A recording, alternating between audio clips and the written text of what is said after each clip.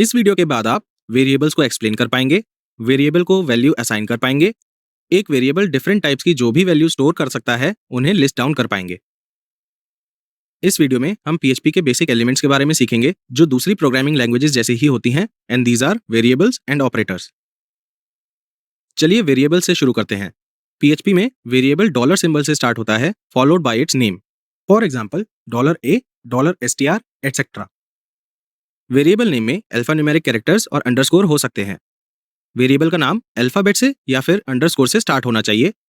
ये नंबर से स्टार्ट नहीं हो सकता है।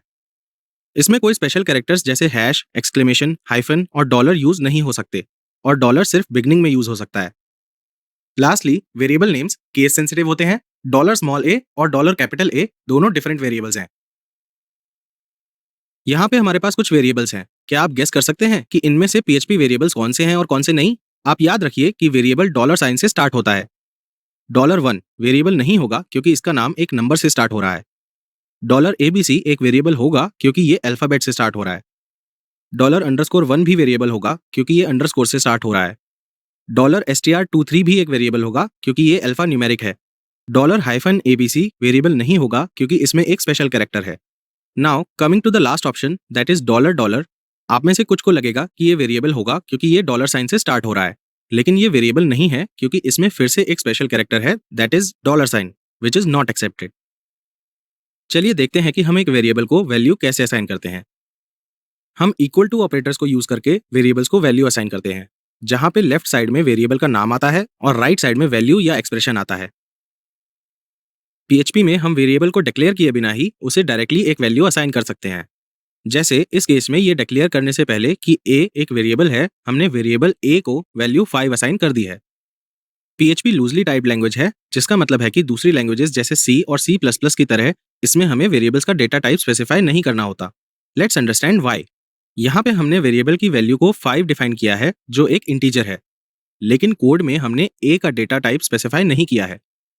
अगर हम इंटीजर को स्ट्रिंग वैल्यू जैसे हेलो वर्ल्ड से रिप्लेस कर देंगे तो जहां पर भी हमने कोई डेटा टाइप स्पेसिफाई नहीं किया है वहां पर PHP इसे एक वैलिड वैल्यू की तरह रिकॉग्नाइज करेगा। अगर आप सोच रहे हैं कि स्ट्रिंग क्या होता है, तो ये कैरेक्टर्स का एक सीक्वेंस होता है। हम वेरिएबल की वैल्यू को डिफरेंट डेटा टाइप से रिप्लेस भी कर सकते हैं। लेट्स से हमारे पास एक वेरिएबल a है जिसकी वैल्यू है 5। अब यहाँ पे डेटा टाइप इंटीजर है, लेकिन अगर हम वेरिएबल a की वैल्यू को एज अ स्ट्रिंग रीडिफाइन करेंगे तो variable automatically correct data type पे कन्वर्ट हो जाएगा। इसका मतलब है कि अब a वेरिएबल की वैल्यू होगी हेलो वर्ल्ड और उसका डेटा टाइप होगा स्ट्रिंग। चलिए अब देखते हैं कि एक वेरिएबल कौन कौन सी वैल्यूज को स्टोर कर सकता है। जैसा कि हमने वीडियो में पहले डिस्कस किया था, एक वेरिएबल इंटीजर और स्ट्रिंग वैल्यूज को स्टोर कर सकता है। इंटीजर एक नॉन डेसिमल नंबर होता है और स्ट्रिंग कैरेक्टर्स का एक सीक्वेंस होता है। इसमें हम फ्लोट वैल्यू भी ऐड कर सकते हैं। फ्लोट वैल्यू डेसिमल फॉर्म में या एक्सपोनेंशियल फॉर्म में एक नंबर होता है। For example 3.14 is a float value. हम बूलियन वैल्यू भी ऐड कर सकते हैं जो ट्रू या फॉल्स होती है। For example is Delhi the capital city of India. इसका आंसर एक बूलियन वैल्यू होगी जो सिर्फ ट्रू या फॉल्स हो सकती है। Next we have an array, जिसे यूज करके हम सेम डेटा टाइप की मल्टीपल वैल्यूज को एक ही वेरिएबल में स्टोर कर सकते हैं। फॉर एग्जाम्पल यहाँ पे एरे का नाम है नेम्स, जिसकी वैल्यूज हैं बिल, स्टीव, मार्क और लैरी। इसके बाद आता है ऑब्जेक्ट, जो ऑब्जेक्ट ओरिएंटेड प्रोग्रामिंग या OOP का एक एस्पेक्ट होता है। हमें इसे डिटेल में डिस्कस करने की जरूरत नहीं है क्योंकि ये इस ट्रेनिंग के स्कोप के बियॉन्ड है। लास्टली नल वैल्यू है, जिसका मतलब होता है nothing. That is all about variables in this video.